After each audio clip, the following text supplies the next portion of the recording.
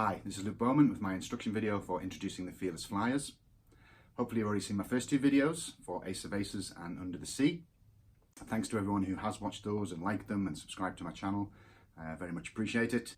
So this song is the third track from the EP, and based on all the requests I've been getting from people, it's probably one of the most popular tunes. The good news is it's probably one of the more easier ones to play. I say easy in inverted commas because nothing they do is easy.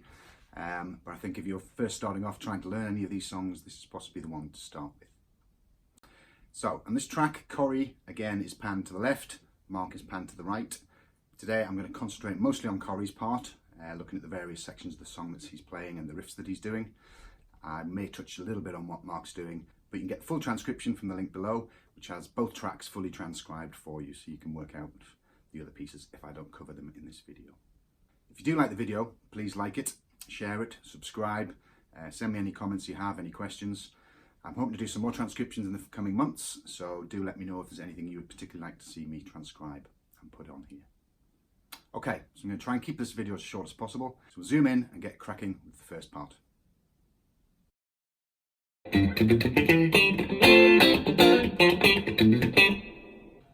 Okay, so we're going to start with the main riff, which appears at the beginning and a few more times during the song.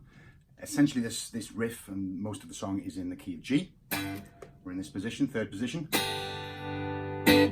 This main riff is just 2 bars long, so I'll break it down bar by bar. So the first part, first bar, starts with your first finger on the G here, and then I move up.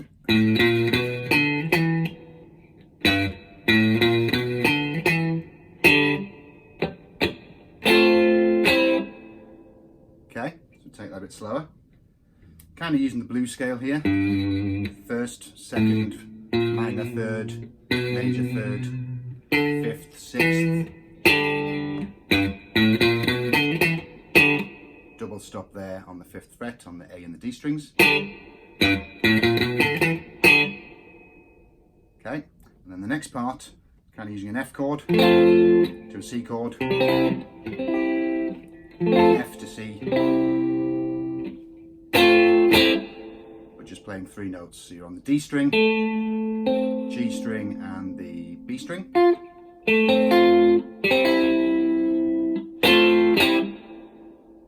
With a couple of scratches before that. So all together is the first bar. Okay, so the second bar, we're back to the G.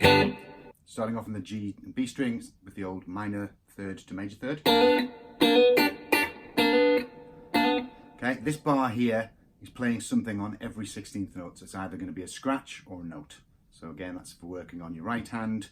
You can look at the notation. The little X's means it's just a scratch on a single note. You're just muting the string, but actually playing it. So the first beat's 2 scratches, and then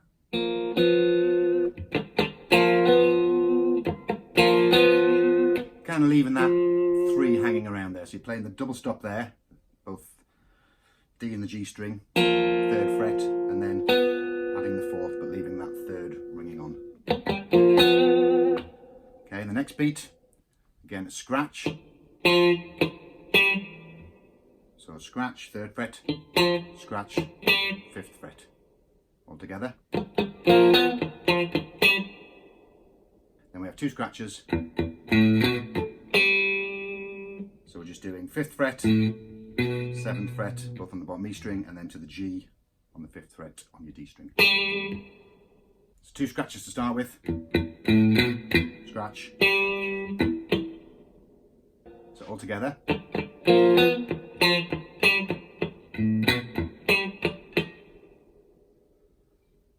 So this bit you've got to jump around a little bit to get it up to speed. Take it slowly to start with and build it up.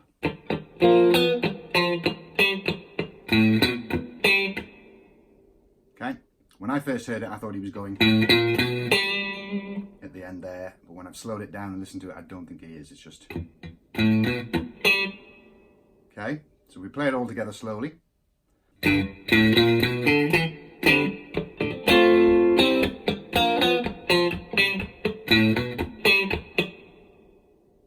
One thing I would say, this bit here, you're holding that bit on for 3/16 notes. So it's kind of like 4E and A. So 4E and A, scratch. If you haven't done that kind of thing before, maybe keep this hand moving. So normally for 16th notes you'd be, but you just want to you only want to hit the first and the last.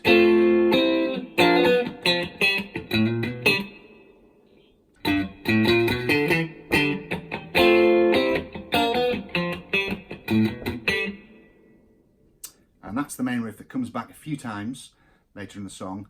The first time it comes around, it's slightly different. You can check out the transcription for it. He actually starts the riff, the whole band kind of starts kind of like a pickup on beat 4, 4E and A. It starts with the A. Now to get it back in time, he puts an extra scratch note in. Kind of like that. So if you have a look at the transcription, you'll be able to work it out. It's not the end of the world if you play it the same way each time.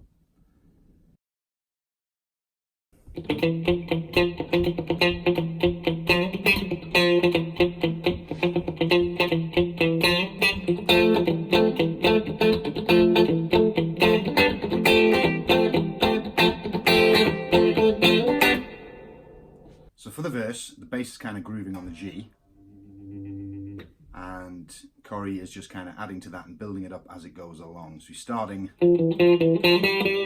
quite simply on these 3 notes, so the G, the F and the E. So again, lots of scratching.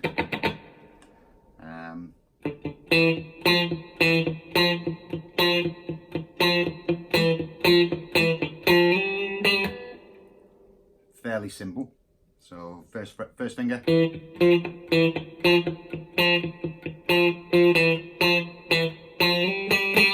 Slide up. Slight variation second time when he slides up. Only hit it the once. He's then moving to like a little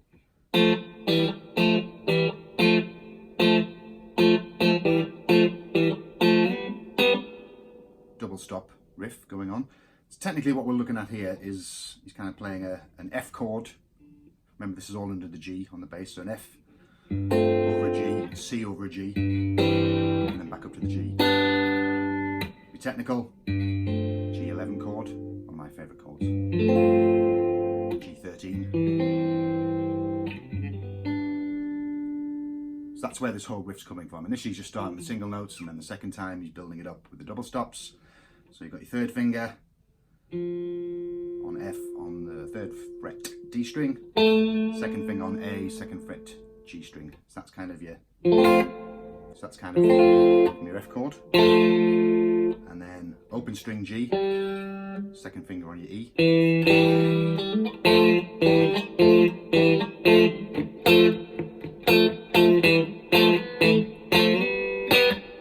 And then sliding up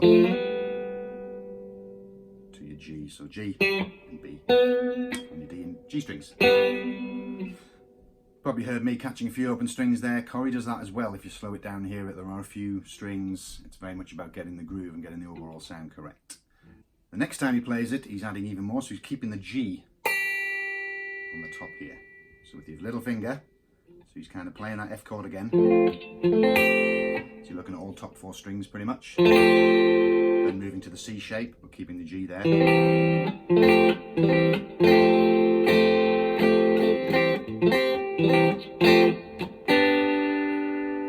And this does start getting trickier. It takes a little bit of practice. To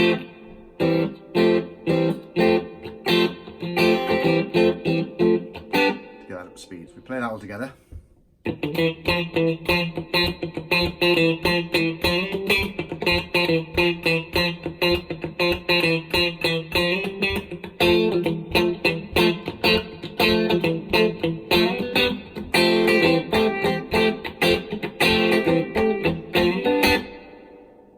And that's it.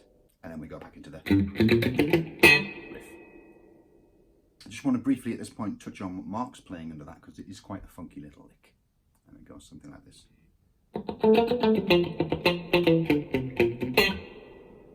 So again, it's kind of playing with the G blues scale. 1, 2, 3 on the G string. Okay,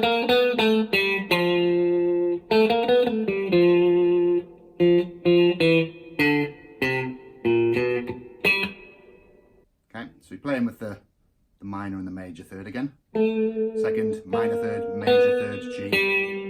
Root note down to 7th, 6th, minor third, and then occasionally putting in this little double stop riff going up there. So that's quite a funky little riff to cover. Obviously Mark's playing it on a baritone guitar, so it does sound a little bit different. Once we play through the verse again, we go into what I'm going to call the bridge section, which goes like this.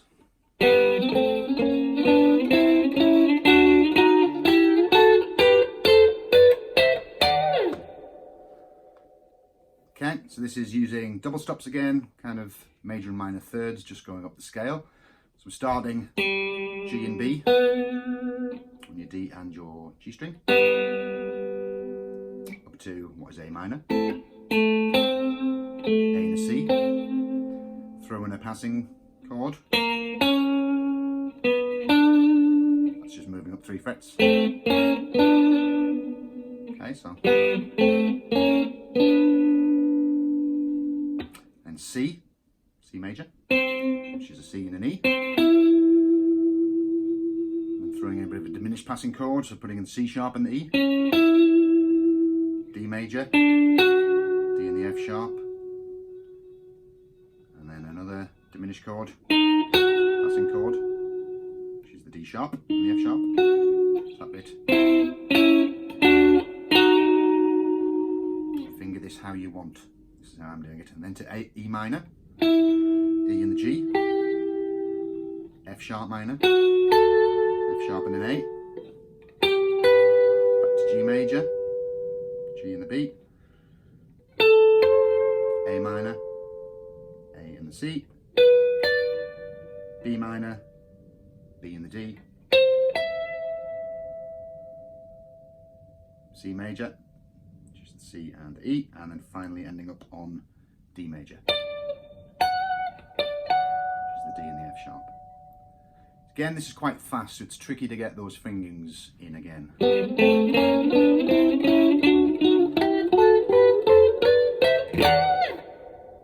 Quite a bit of vibrato going on as well as it gets higher up there. If you look at Mark's part, he's playing something very similar, similar chords he's implying, but a bit lower down on his baritone guitar.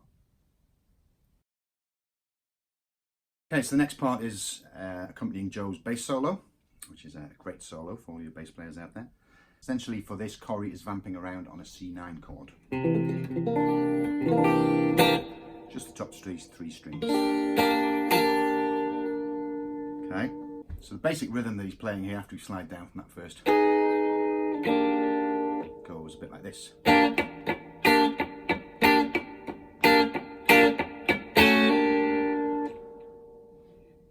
Again, it's all about getting your right hand rhythm correct with the scratches. So feel free to count it out in terms of 1 eander, 2 eander, 3 eander, 4 eander to make sure you get the scratches and the chords in the right place.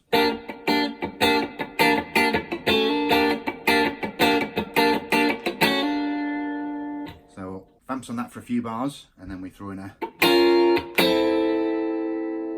which is E flat and a D flat 9. So then back to the,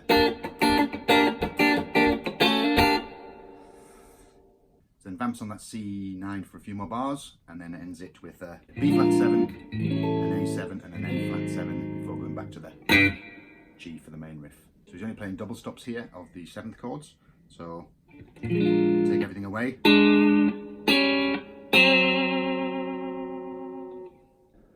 Bit of a funny rhythm, but if you listen to the song, you'll be able to play along with that.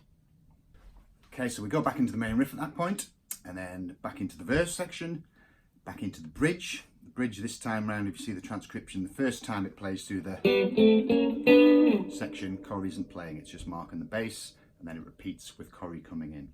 After that bridge part, it goes back into Mark's solo, which I had transcribed. It's again fantastic little solo from Mark, some great funky licks in there.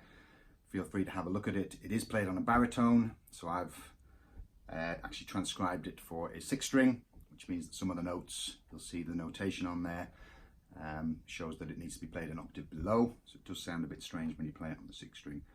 But if you've got a baritone or if you have an octave pedal, it's a good way to get that solo in, kick it in for those points to get the low notes. During Mark's solo, Cory is playing the same as what he was playing during the bass solo. Exactly the same. So after Mark's solo, we have the main riff. Only up till that point. Then we go, which is implying a G9 chord. G9, G sharp 9, A9, and then up to the final vamp, which is B flat, A sharp 9. So we got.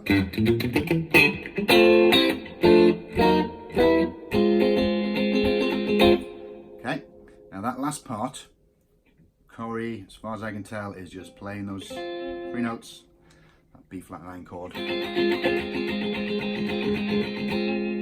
the way through as 16th notes. A few accents going on in there. It is very difficult to keep in time with that because I guess this is what you call the drum solo, so Nate is off doing some very fancy bits and pieces, a bit of metric modulation going on, which confuses the hell out of me. Same with Mark's part, very hard to keep in time with that. Just trying to count 1, 2, 3, 4 while that's going on, I find difficult. So, but that's essentially all he's doing, playing around, keeping that beat going while the drums go off and have some fun. And then at the end of the drum solo, one final, and that's the song over with. Okay, I hope you found the video useful. If you have, please like, subscribe, share, and let me know what else you would like to see me do. Have fun learning the song. Thanks for watching.